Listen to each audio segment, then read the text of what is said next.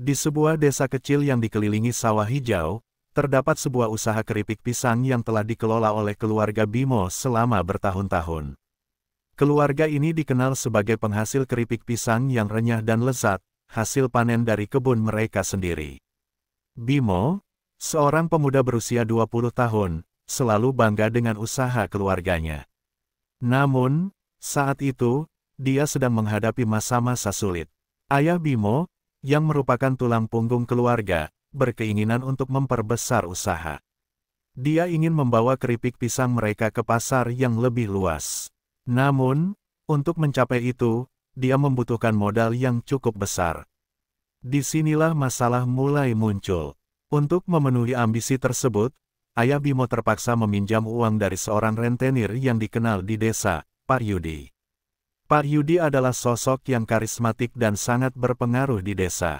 Dia memiliki cara bicara yang manis, tetapi di balik senyumnya tersimpan niat yang sangat jahat. Dengan janji bunga pinjaman yang menggiurkan, Pak Yudi berhasil mengelabui banyak orang, termasuk Ayah Bimo. Dengan harapan dan keyakinan bahwa dengan modal tersebut usaha mereka akan berkembang, Ayah Bimo menerima tawarannya.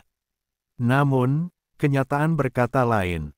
Bunga pinjaman yang dikenakan Pak Yudi sangat tinggi, jauh di luar kemampuan Ayah Bimo untuk membayar. Dalam beberapa bulan, utang itu semakin menumpuk, dan akhirnya, ketika tidak ada lagi jalan untuk membayar, rumah mereka pun diambil alih oleh Pak Yudi.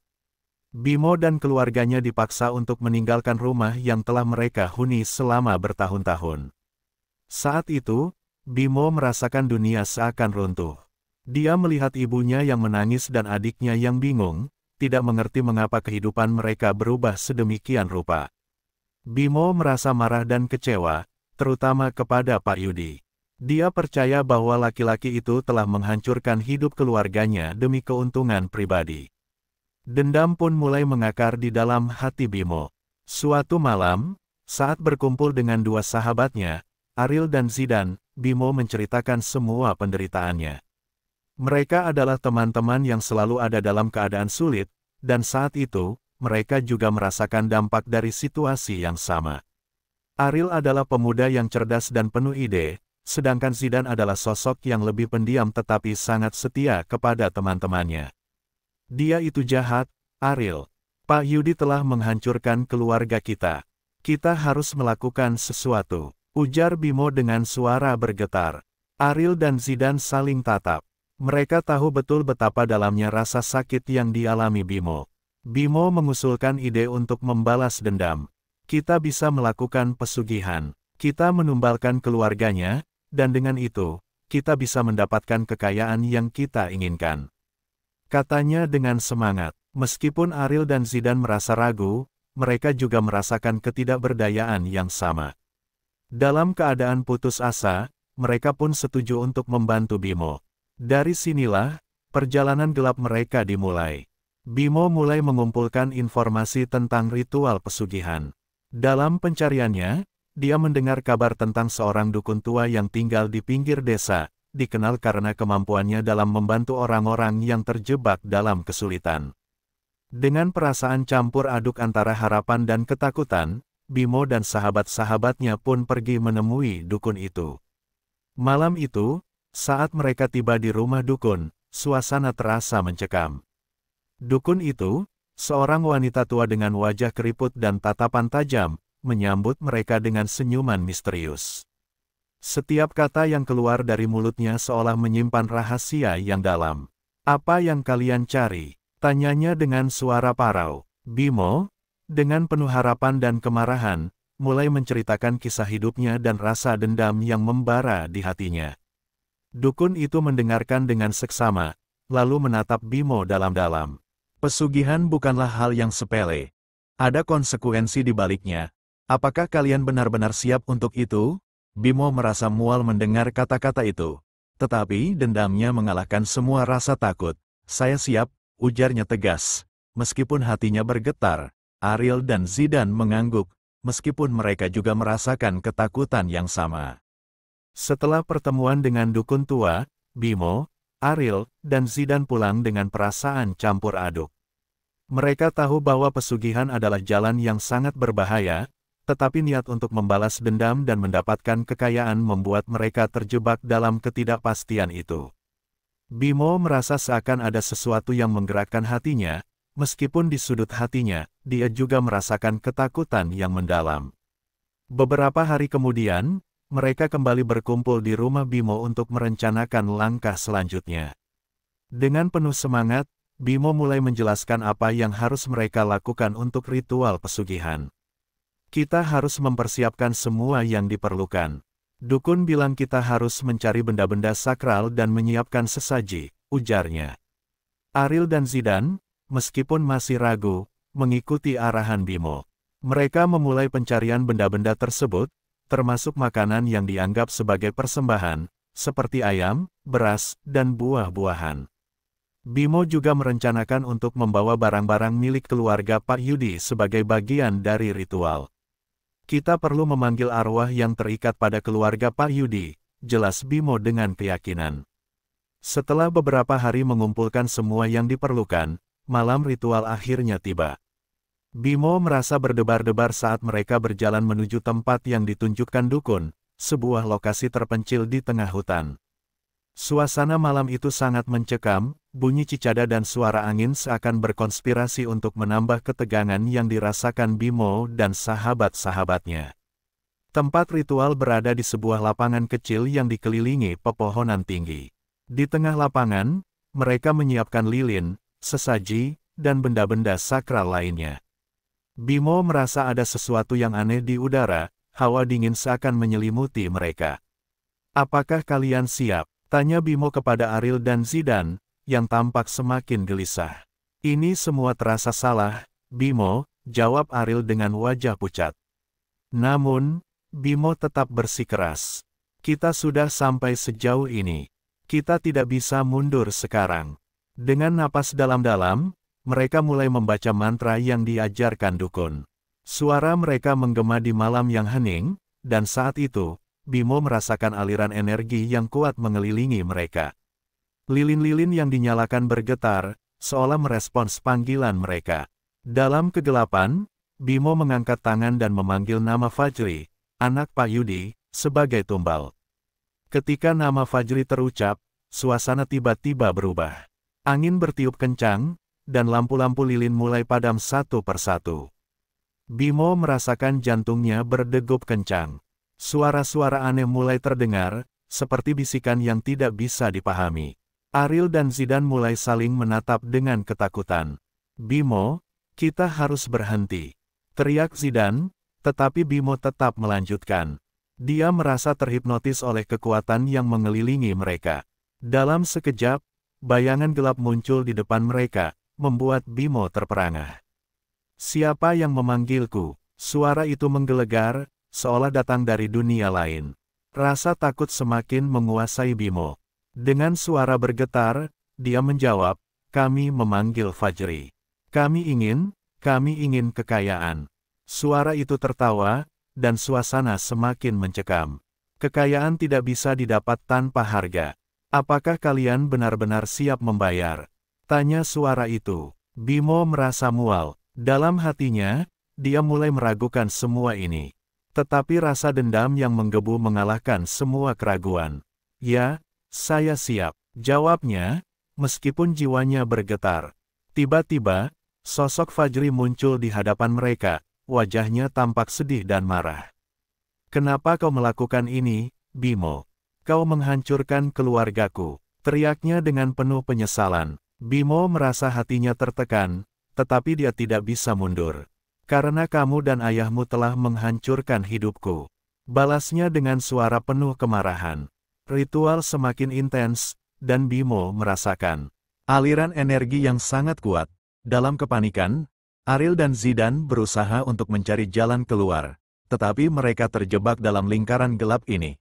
"Kita harus pergi dari sini," teriak Ariel. Tetapi Bimo tetap berpegang pada keputusan yang telah dia buat. Akhirnya, saat puncak ritual tercapai, Bimo merasakan sesuatu yang mengejutkan. Semua lilin padam, dan udara menjadi dingin. Dia melihat bayangan Fajri menghilang, meninggalkan kesedihan yang mendalam. Dalam ketakutan, Bimo dan sahabatnya berlari meninggalkan tempat itu.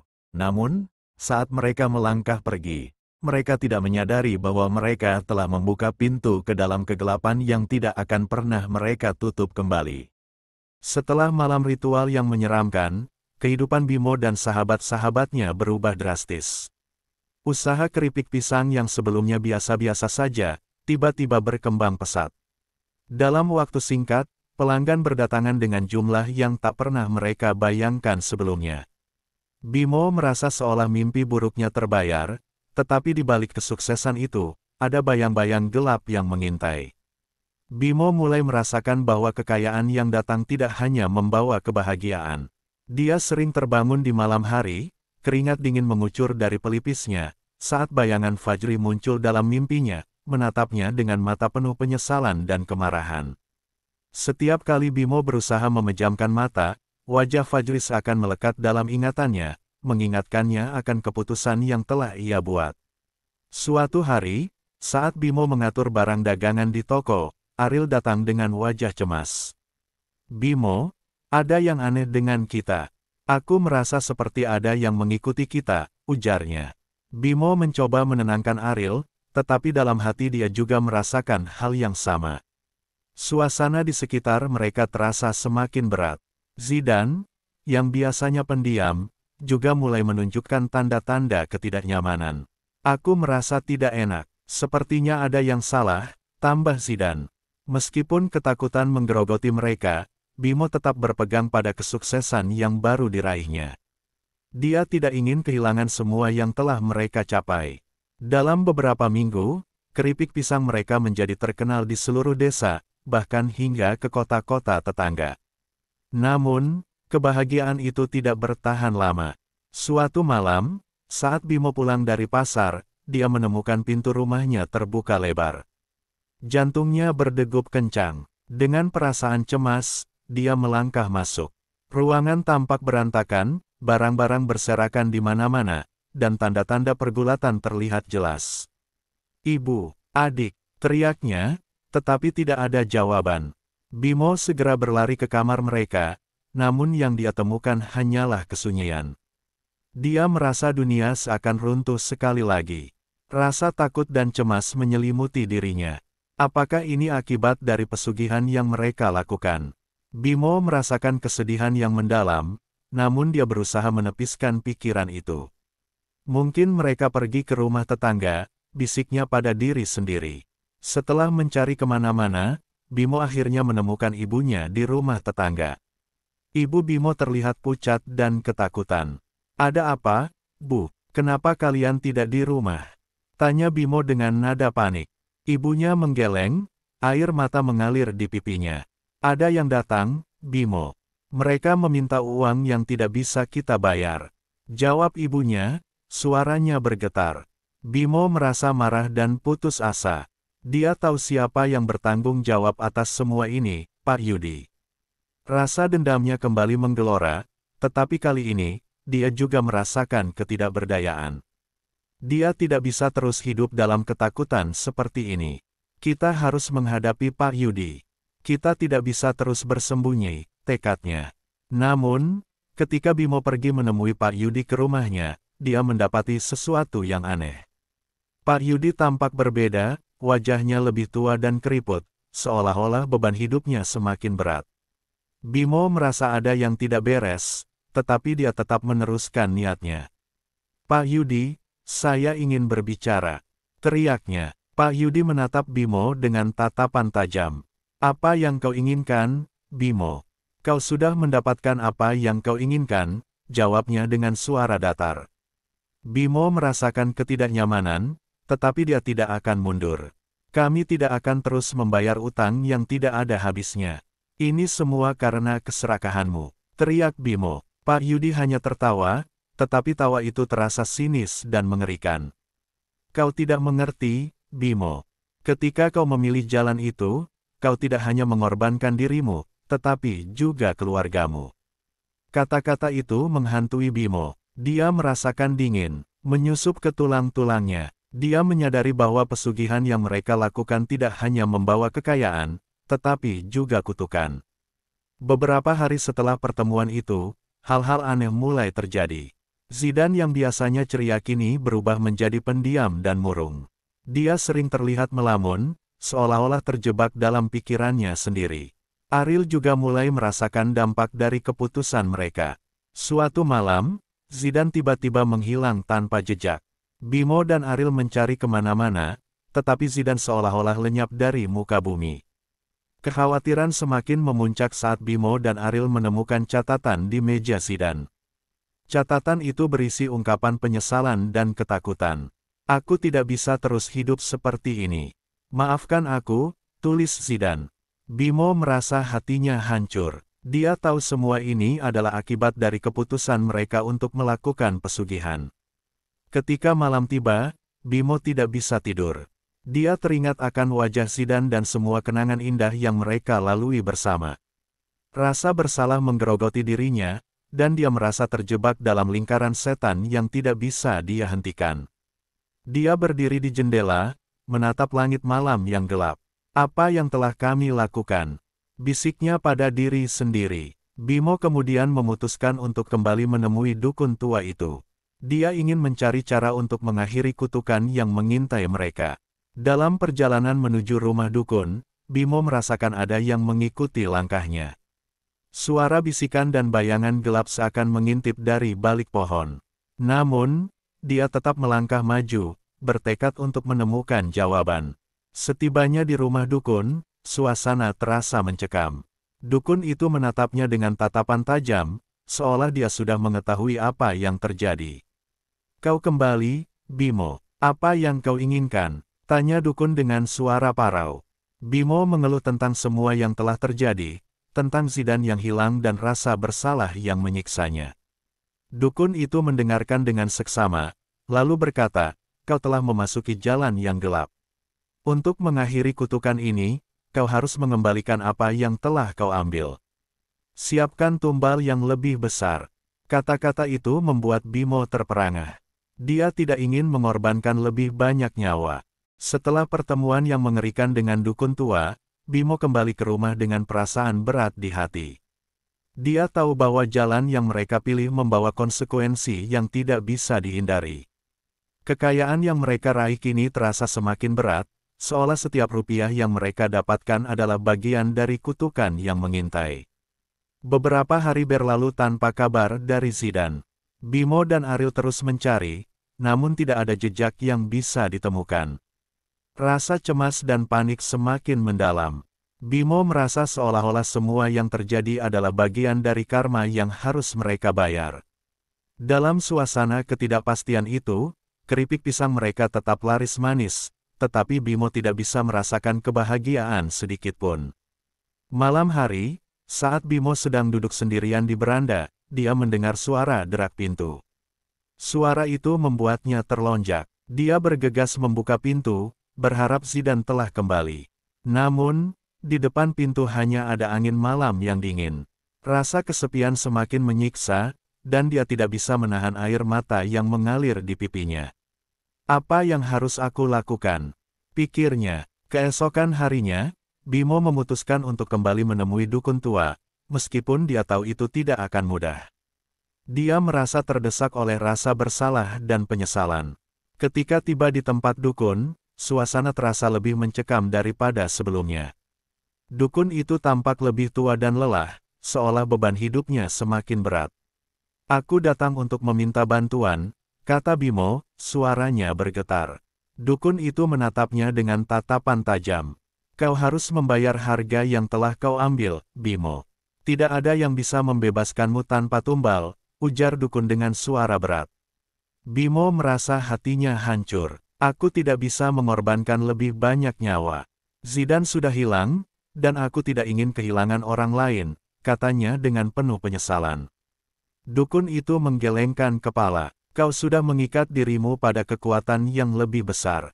Sekarang, kau harus memilih, terus hidup dalam kutukan atau menghadapinya." Bimo pulang dengan penuh kegundahan. Dia merasa terjebak dalam pusaran yang tidak ada jalan keluarnya. Dalam perjalanan pulang, dia teringat akan keluarganya, terutama ibunya. Dia merasa bahwa semua ini adalah kesalahannya, dan dia harus mengakhiri penderitaan ini. Di rumah, Bimo mencoba berbicara dengan ibunya tentang semua yang terjadi. Bu, aku merasa kita terjebak dalam sesuatu yang sangat gelap. Kita harus menemukan cara untuk mengakhiri ini, ungkapnya. Ibunya hanya menggelengkan kepala dengan air mata di matanya. Bimo, aku hanya ingin kita bisa hidup tenang. Jangan biarkan semua ini menghancurkan kita. Hari demi hari berlalu, dan Bimo merasakan tekanan dari semua yang telah terjadi. Dia terus dihantui oleh bayangan Zidan, yang seolah meminta pertanggungjawaban. Suatu malam, saat sedang duduk di kursi, dia melihat bayangan di sudut ruangan. Dengan mata terbelalak, Bimo berusaha mendekat, tetapi bayangan itu menghilang. Ketika Bimo terbangun keesokan harinya, dia menemukan catatan yang ditinggalkan Zidan di meja. Catatan itu berisi ungkapan penyesalan dan rasa takut. Maafkan aku, Bimo. Aku tidak bisa lagi hidup dengan rasa bersalah ini. Semoga kau menemukan jalan untuk memperbaiki semuanya, tulis Zidan. Bimo merasa hatinya hancur. Dia tahu Zidan merasa terjebak dalam keputusan mereka. Suatu malam, Bimo terbangun dari mimpi buruk yang mengguncang jiwanya. Dalam mimpinya, dia melihat wajah Fajri dan Zidan, keduanya menatapnya dengan penuh kemarahan. Mereka seolah-olah meminta keadilan atas apa yang telah dia lakukan. Kau harus membayar harga ini, Bimo. Teriak Fajri. Bimo terbangun dengan napas tercekat, tubuhnya bergetar karena ketakutan. Dari malam ke malam, mimpi itu terus menghantuinya. Dia merasa semakin tertekan dan tidak bisa menemukan jalan keluar. Dalam pencariannya untuk menemukan Zidan, Bimo mulai menyadari bahwa dia telah mengorbankan banyak hal demi kekayaan yang tidak berarti. Dia menyadari bahwa semua yang dia lakukan hanya membawa penderitaan, bukan kebahagiaan. Bimo memutuskan untuk bertindak. Dia ingin menemukan Zidan dan membawa sahabatnya kembali. Dia mulai mencari informasi tentang tempat-tempat yang mungkin Zidan kunjungi. Dalam pencariannya, dia bertemu dengan orang-orang yang mengenal Zidan. Mereka memberitahu Bimo bahwa Zidan sering terlihat di tempat-tempat sepi, seolah-olah menghindari keramaian. Suatu malam, saat berkeliling desa, Bimo mendengar suara gelap dari jauh. Suara itu terasa akrab, mengingatkannya pada saat-saat ketika mereka melakukan ritual pesugihan. Dia mengikuti suara itu, berharap menemukan Zidan. Setiap langkah yang diambilnya terasa semakin berat, seolah dunia menghalangi jalannya. Ketika Bimo sampai di tempat yang gelap, dia melihat sosok yang tampak seperti Zidan, tetapi wajahnya terlihat hampa dan kosong. Zidan, teriak Bimo, tetapi Zidan tidak menjawab. Dia hanya menatap kosong ke depan, seolah-olah terperangkap dalam pikirannya sendiri. Zidan, aku mencarimu. Kita harus kembali. Bimo berusaha mendekat, tetapi Zidan terus mengabaikannya. Aku tidak bisa kembali, Bimo. Semua ini sudah terlambat, jawab Zidan dengan suara yang lemah. Bimo merasa tertegun. Rasa putus asa melanda dirinya, dan dia mulai menangis. Aku minta maaf, Zidan. Aku tidak tahu semua ini akan terjadi. Zidan menatap Bimo dengan tatapan penuh kesedihan. Kau harus bertanggung jawab atas pilihanmu, Bimo. Kita tidak bisa terus hidup dalam penyesalan seperti ini, katanya. Kata-kata itu menghantam Bimo dengan keras, dan dia merasakan kedalaman penyesalan yang tak terhingga. Saat Bimo berusaha mendekat, suara bisikan kembali terdengar di sekelilingnya, mengingatkannya akan ritual yang mereka lakukan. Kau harus membayar harga yang telah kau ambil, Bimo, suara itu menggema di benaknya. Bimo merasakan ketakutan yang mendalam, seakan kegelapan menggerogoti jiwanya. Dengan air mata yang mengalir, Bimo menyadari bahwa dia tidak bisa lari dari konsekuensi tindakannya. Dia harus menghadapi semua ini, dan tidak ada jalan lain. Dalam saat-saat terakhir sebelum kembali ke rumah, dia memutuskan untuk mengakhiri semua ini dengan cara yang benar. Bimo bertekad untuk menemukan dukun dan mengakhiri kutukan yang menghantuinya. Namun, saat dia berbalik untuk pergi, suara Zidan memanggilnya. Bimo, ingatlah, jangan biarkan kegelapan menguasaimu. Temukan jalan untuk menebus semua ini, katanya dengan penuh harap. Bimo mengangguk, bertekad untuk tidak menyerah. Bimo duduk termenung di beranda rumahnya, mengenang semua yang telah terjadi. Rasa penyesalan semakin menyelubungi dirinya. Dia telah kehilangan sahabatnya, Zidan, dan beratnya beban yang dia pikul semakin sulit untuk ditanggung. Dia tahu bahwa untuk mengakhiri semua ini, dia harus menghadapi dukun tua sekali lagi dan mencari cara untuk mengembalikan semua yang telah dia ambil. Keesokan harinya, Bimo bertekad untuk menemui dukun tua. Dia berdoa agar dukun itu bisa memberinya jalan keluar. Dalam perjalanan menuju tempat dukun, hatinya berdegup kencang, rasa takut dan harapan campur aduk. Dia tidak bisa berhenti memikirkan Zidan dan semua kenangan indah yang mereka miliki bersama. Sesampainya di rumah dukun, suasana tampak lebih mencekam daripada sebelumnya. Dukun itu menunggu di luar, seakan sudah mengetahui kedatangan Bimo. "Kau kembali, Bimo. Apa yang kau cari sekarang?" tanya dukun dengan nada serius. "Aku ingin mengakhiri semua ini. Aku ingin mengembalikan semuanya. Tolong, beri aku jalan," kata Bimo, suaranya bergetar. Dukun itu menatapnya dalam-dalam, seolah menilai ketulusan niatnya. "Untuk mengembalikan apa yang kau ambil, kau harus menyiapkan tumbal yang lebih besar. Itu adalah harga yang harus kau bayar," jawab dukun dengan tegas. Bimo merasa hatinya terjerat. Dia tidak ingin mengorbankan orang lain, tetapi dia tahu bahwa tidak ada jalan lain. "Aku tidak bisa melakukan itu. Aku tidak ingin menyakiti siapapun lagi," teriak Bimo, air mata mengalir di pipinya. Namun, dukun itu hanya menggelengkan kepala. "Kau sudah terjebak dalam jaring yang kau buat sendiri. Sekarang, pilihlah, terus hidup dalam kutukan atau lakukan apa yang harus dilakukan." Bimo merasa putus asa. Dia kembali ke rumah dengan langkah berat, memikirkan apa yang harus dia lakukan. Dia teringat akan ibunya, yang selalu mendukungnya, dan dia tidak ingin kehilangan orang terkasih lagi. Dalam keadaan bingung, Bimo memutuskan untuk pergi ke rumah Pak Yudi, berharap bisa berdamai dan berbicara dengan jujur tentang semua yang telah terjadi. Ketika Bimo tiba di rumah Pak Yudi, suasana terasa tegang. Dia mengetuk pintu, dan setelah beberapa saat, Pak Yudi membuka pintu dengan ekspresi curiga. "Apa yang kau inginkan, Bimo?" tanya Pak Yudi, suaranya dingin. "Pak Yudi, saya ingin berbicara. Saya ingin meminta maaf atas semua yang telah terjadi," kata Bimo, berusaha menahan emosinya. Pak Yudi menatapnya sejenak, lalu tertawa sinis. "Maaf, kau datang untuk meminta maaf setelah menghancurkan hidupku," jawabnya dengan nada mengejek. Bimo merasakan kemarahan dan kesedihan yang bercampur. "Saya tidak tahu apa yang saya lakukan. Saya hanya ingin semuanya kembali normal," katanya, berharap ada seberkas pengertian. Namun, Pak Yudi hanya menggelengkan kepala. "Kau tidak bisa kembali. Ini semua adalah konsekuensi dari pilihanmu." Dalam keputusasaan, Bimo merasa tawar hati. Dia tahu bahwa permintaan maafnya tidak akan mengubah apapun. Dia kembali ke rumah dengan perasaan hampa. Di dalam hatinya, dia merasakan kekosongan yang mendalam dan tidak tahu kemana harus melangkah. Malam harinya, Bimo terbangun dari mimpi buruk yang mengerikan. Dalam mimpinya, dia melihat Zidan dan Fajri, keduanya menatapnya dengan penuh kemarahan dan kesedihan. "Kau harus membayar harga ini, Bimo," teriak Zidan, suaranya bergema di dalam kepalanya. Setelah terbangun, Bimo merasa putus asa. Di tengah malam yang gelap, dia berjalan tanpa tujuan, berusaha mencari jawaban atas semua pertanyaannya. Dia tidak ingin terus hidup dalam penyesalan. Dalam perjalanan, dia teringat pada semua kenangan indah dengan Zidan dan Ariel, saat mereka tertawa dan bercanda, dan bagaimana semuanya berubah dalam sekejap. Bimo memutuskan untuk kembali ke tempat ritual.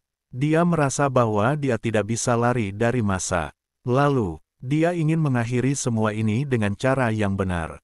Saat dia tiba di lokasi itu, suasana terasa mencekam.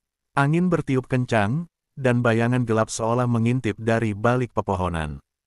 Di tengah lapangan, Bimo berlutut dan memohon, "Ya Tuhan, jika ada cara untuk membebaskan kami dari semua ini, tunjukkanlah." Dia merasa putus asa, tetapi di saat-saat itu, dia merasakan kehadiran yang kuat. Suara bisikan kembali terdengar, kau harus melakukan pengorbanan. Dengan air mata mengalir di pipinya, Bimo menyadari bahwa dia harus mengorbankan sesuatu yang sangat berharga. Dia tidak ingin menyakiti orang lain, tetapi dia tahu bahwa untuk mengakhiri kutukan ini, dia harus mengorbankan dirinya sendiri. Dalam kebisingan malam, dia berteriak, "Aku bersedia mengorbankan diriku sendiri." Saat itu, suasana di sekelilingnya mulai berubah. Angin berhembus kencang, dan lilin-lilin yang ia nyalakan menyala kembali. Dia merasakan aliran energi yang kuat, seolah-olah arwah yang terikat pada pesugihan itu mulai memanggilnya.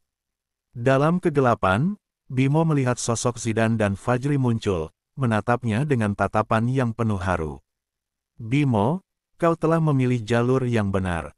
Jangan takut," suara Zidan terdengar lembut.